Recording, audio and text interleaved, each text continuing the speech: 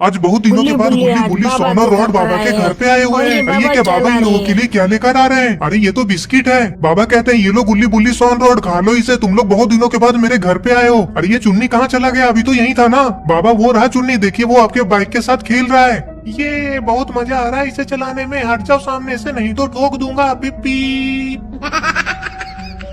अरे चुन्नी जल्दी उतर जाओ मेरी बाइक से, उसका स्टैंड टूटा हुआ है।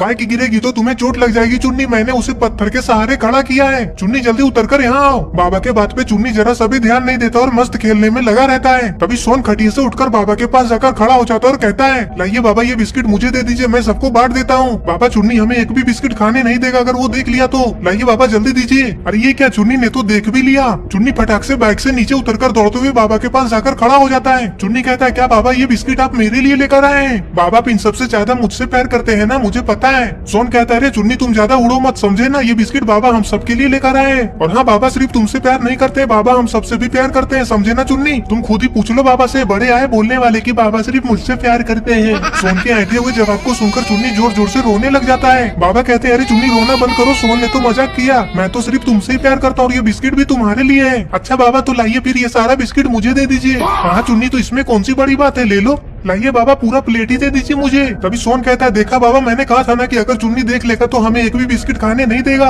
ये चुन्नी एक नंबर का भूखा है, जाइए बाबा हमारे लिए और बिस्किट लेकर आइए। सोन की इस बात को सुनकर बाबा कुछ सोचने लग जाते हैं और फिर कहते हैं, अरे सोन और बिस्किट मेरे घर में है ही नहीं। बिस्किट तो छोड़ो, खाने के लिए कुछ भी राशन नहीं बचा है मेरे घर में। सॉरी आज मैं तुम लोगों को और कुछ खाने के लिए नहीं दे सकता। बाबा की इस बात को सुनकर गुल्ली कहता है, बाबा रहने दीजिए, कोई बात नहीं, हमें भूख थोड़ी ना लगा है, आपको इतना शर्मिंदा होने का कोई जरूरत नहीं है। हाँ बाबा आप हमारे लिए इतना ज्यादा टेंशन मत लीजिए।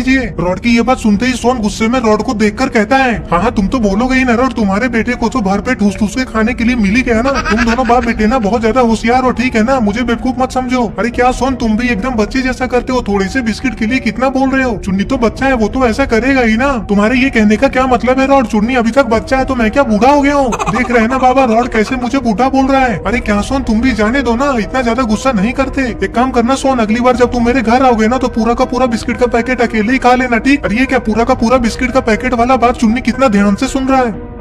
अरे ये क्या चुन्नी ये क्या कर रहा है? इसने तो सारा का सारा बिस्किट एक बार में ही खा लिया। बाबा ये लीजिए प्लेट, इतनी जल्दी सारा बिस्किट खा लिया। ये बात सुनकर सोन और बाबा चुन्नी की तरफ देखते हैं। चुन्नी इतनी जल्दी एक साथ सारा बिस्किट खा लिया, ये देखकर सोन का गुस्सा और भी ज्यादा बढ़ जाता है और सोन कहता है, देखा बाबा ये भूखड़ सारा बिस्किट खा गया, एक भी बचाया नहीं मेरे लिए। ये लड़का ना एक नंबर का भूखड़ और स्वार्थी भी है, इसे सिर्फ अपने खाने का पड़ा होता है। अरे सोन अंकल ऐसी बात नहीं है, मैंने आपके लिए बिस्किट छुपा कर रखा है, रुको रुको अभी निकाल कर देता हूँ, ये देखो। सोच क्या रहे हो सोन अंकल, आकर खा लो फटाक से इसे, एक ही बचे हैं, जल्दी आकर ले लो। चुन्नी की ये बात सुनकर सोन कहता है, तुम क्या मुझे अपने जैसा समझ कर रखे हो? एक बिस्किट बचाकर मुझे दिखा रहे हो, इसे भी तुम ही खा लो, मुझे नहीं खाना। सच में खा लो ना, फिर बोलना मत मुझे। खाना है तो जल्दी से आकर इसे ले लो, वरना मैं इसे भी खा जाऊंगा, बाद में फिर पछताते रहना। बाबा कहते हैं, जाओ जाओ सोन ले लो, देखो बच्चा कितना प्यार से तुम्हें दे रहा है। देखो सोन चुन्नी तुम्हें कितना मानता है, उसने तुम्हारे लिए एक बिस्किट छुपा कर रखा था। हाँ सोन ज्यादा सोचो मत, जाकर ले लो जल्दी से। बुल्ली इधर आओ ना। देखा बुल्ली, चुन्नी वो बिस्किट कहाँ छुपा कर रखा था? अपने पिछवाड़े में, मेरा मतलब है कि अपने पिछवाड़े की तरफ, और वो वही बिस्किट सोन को खाने के लिए दे रहा है। अभी कुछ मत बोलना, सोन को खा लेने तो पहले उसे। क्यों क्या हो गया, तुम लोग चुप क्यों हो गए? तुम दोनों एक दूसरे से खुसुर फुसुर क्या कर रहे हो, मुझे सब पता है। अरे क्या हुआ सोन, हम लोग थोड़ी ना तुम्हें कुछ बोल रहे हैं, तुम गुस्सा क्यों हो रहे हो? तुम दोनों ना ज्यादा होशियार मत बनो, ठीक है ना, मैंने सब सुन लिया कि तुम लोग क्या बोल रहे थे। मेरे बिस्किट खाने के बाद तुम लोग मेरा मजाक उड़ाओगे, है ना? अरे सोन हम लोग तुम्हारा मजाक क्यों उड़ाएंगे, पागल हो क्या?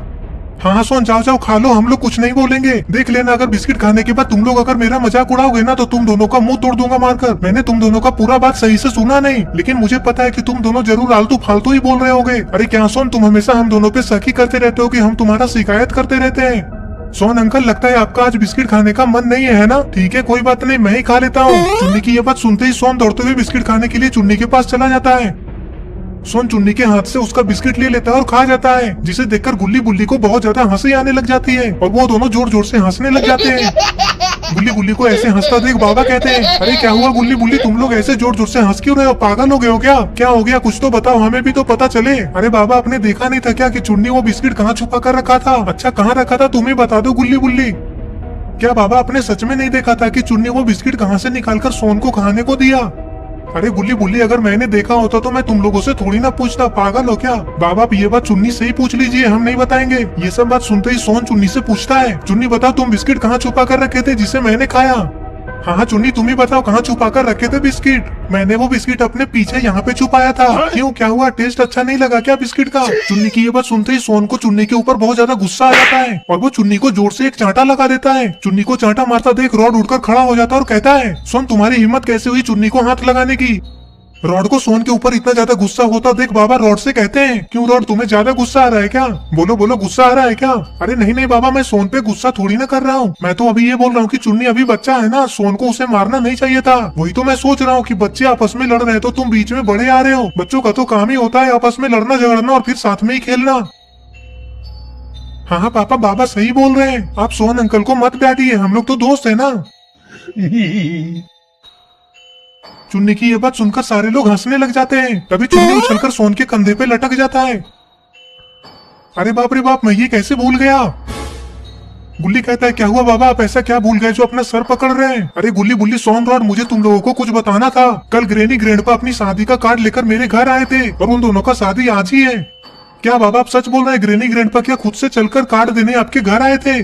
हाँ हाँ बुल्ली, और नहीं तो क्या मैं तुम लोगों से झूठ बोलूंगा। रुको तुम लोग, अभी मैं अंदर से जाकर कार्ड लेकर आता हूँ। लगता है ऐसे तुम लोगों को मेरे बात पे विश्वास ही नहीं हो रहा है। ये बोलकर बाबा ग्रेनी ग्रैंडपा की शादी वाला कार्ड लेने के लिए घर के अंदर चले जाते हैं।